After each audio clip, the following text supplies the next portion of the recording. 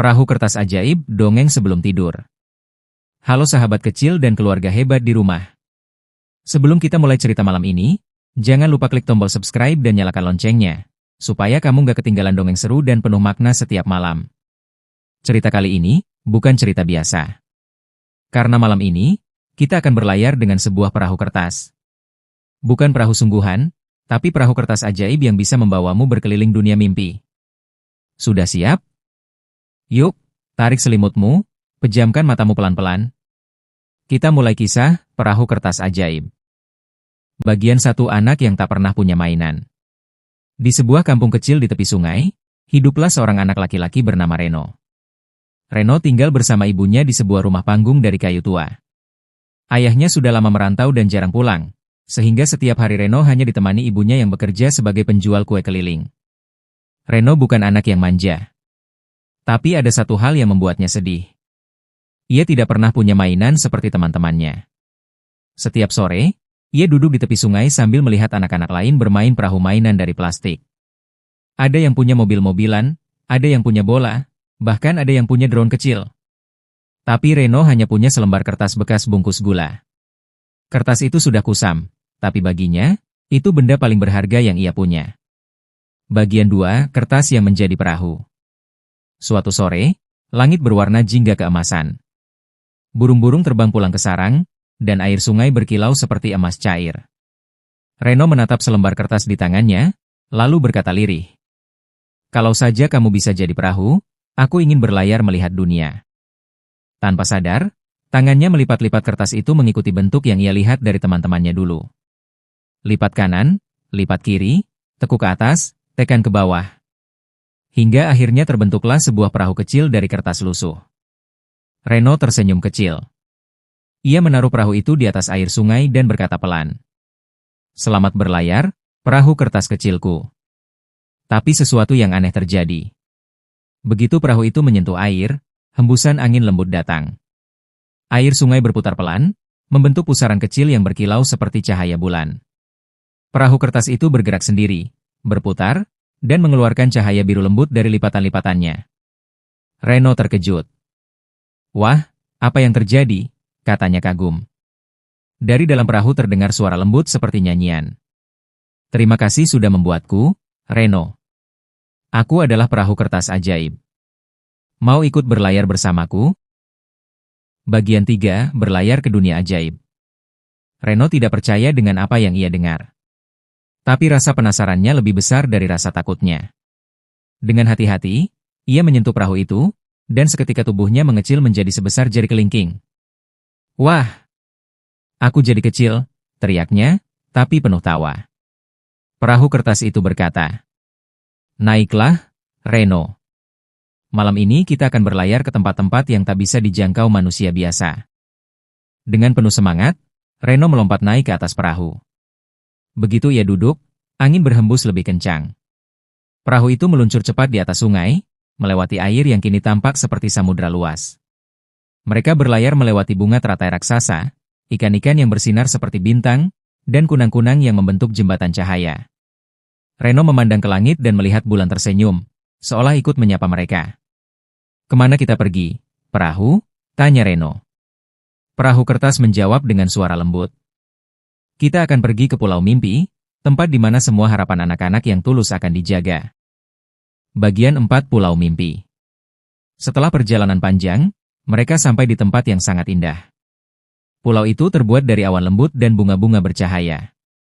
Di langit, pelangi tak pernah hilang, dan air lautnya berwarna ungu muda. Begitu perahu bersandar, Reno disambut oleh makhluk-makhluk kecil bersayap, seperti kupu-kupu, tapi berbicara seperti manusia. Selamat datang, Reno, kata mereka. Kami penjaga mimpi anak-anak dunia. Reno tersenyum bahagia. Ia belum pernah melihat sesuatu yang begitu indah. Salah satu makhluk kecil bernama Lila mendekatinya dan berkata, perahu kertas ajaib hanya muncul pada anak yang hatinya tulus dan penuh kasih. Kamu istimewa, Reno. Reno menunduk malu, aku cuma ingin punya teman bermain. Lila tersenyum, dan karena itulah kamu dipilih. Hatimu murni, bukan karena ingin sombong, tapi karena ingin bahagia bersama. Bagian 5, Pohon Harapan. Lila mengajak Reno berjalan ke tengah pulau. Di sana, berdiri sebuah pohon raksasa yang bercahaya, cabangnya menjulang hingga menyentuh awan. Ini adalah pohon harapan, kata Lila. Setiap anak yang memiliki mimpi baik, daunnya akan menyala di sini. Reno melihat ratusan daun berwarna emas berkilau di pohon itu. Beberapa daun memunculkan bayangan anak-anak. Ada yang bermimpi jadi dokter, ada yang ingin membuat sekolah gratis, ada yang ingin membuat ibunya bahagia. Lalu Lila berkata, "Sekarang giliranmu, Reno. Sentuh batang pohon ini dan ucapkan mimpimu." Reno menatap pohon itu lama.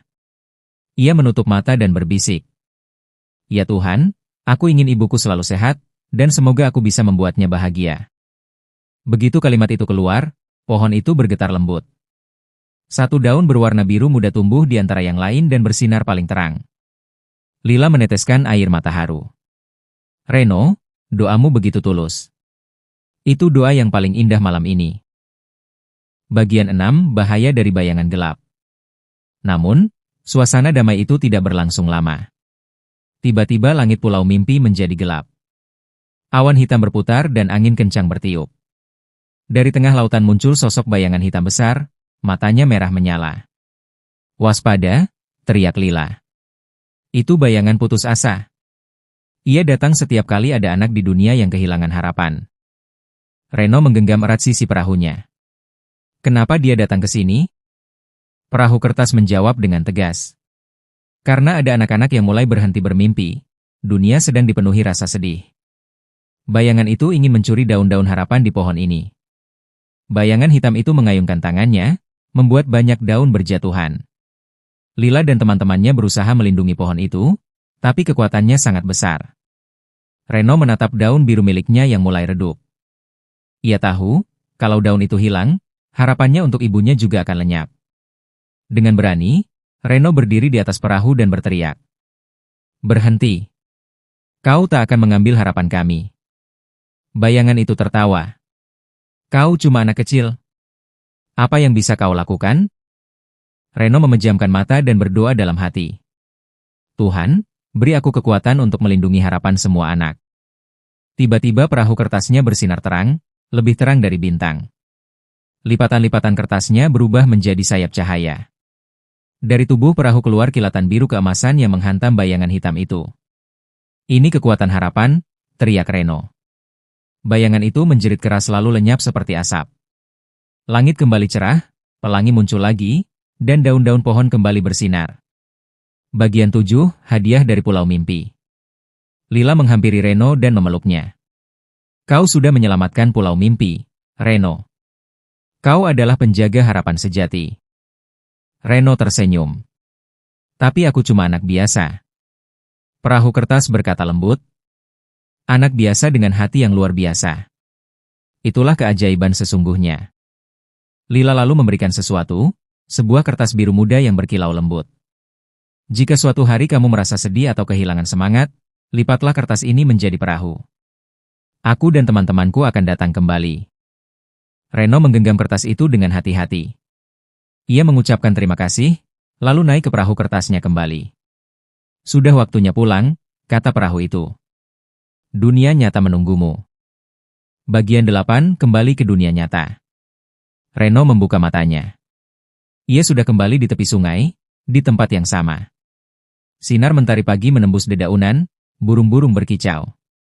Di tangannya, ada selembar kertas biru yang lembut. Ia tersenyum, lalu berlari pulang ke rumah. Ibunya sedang menyiapkan kue untuk dijual. "Reno, kamu dari mana?" Ibu khawatir. Reno memeluk ibunya dan berkata, "Bu, aku bermimpi tentang perahu ajaib yang membawaku ke Pulau Mimpi. Dan aku janji, aku akan bikin ibu bahagia suatu hari nanti." Ibunya tersenyum sambil mengusap rambutnya. "Kalau kamu terus berdoa dan berusaha, ibu yakin, mimpi itu pasti jadi kenyataan." Bagian 9, tahun demi tahun berlalu. Waktu berlalu cepat. Reno tumbuh menjadi remaja yang rajin belajar dan suka membantu ibunya. Setiap kali merasa lelah atau putus asa, ia selalu melipat perahu kecil dari kertas biru itu, menaruhnya di air, dan berdoa. Perahu itu tak lagi bersinar, tapi di hati Reno, cahaya harapan tak pernah padam. Dan tahukah kamu? Bertahun-tahun kemudian, Reno berhasil. Ia menjadi pembuat mainan anak-anak yang terkenal. Setiap mainannya selalu disertai pesan kecil. Bermimpilah dengan hati yang baik, karena harapanmu bisa menerangi dunia. Penutup pesan dari Perahu Kertas Ajaib. Begitulah kisah Perahu Kertas Ajaib, teman-teman. Dongeng ini mengajarkan kita bahwa keajaiban tidak selalu datang dari benda ajaib, tapi dari hati yang tulus dan penuh harapan. Selama kita percaya, berdoa, dan berusaha, tidak ada mimpi yang mustahil. Jadi malam ini, sebelum kamu tidur, lipatlah kertas kecilmu, dan bayangkan kamu sedang berlayar bersama perahu kertas ajaib menuju dunia mimpi yang indah. Dan jangan lupa ya, dukung channel ini dengan klik subscribe, like, dan share supaya makin banyak anak yang bisa mendengarkan dongeng penuh harapan seperti ini. Sampai jumpa di cerita selanjutnya. Selamat malam, dan semoga mimpi indah.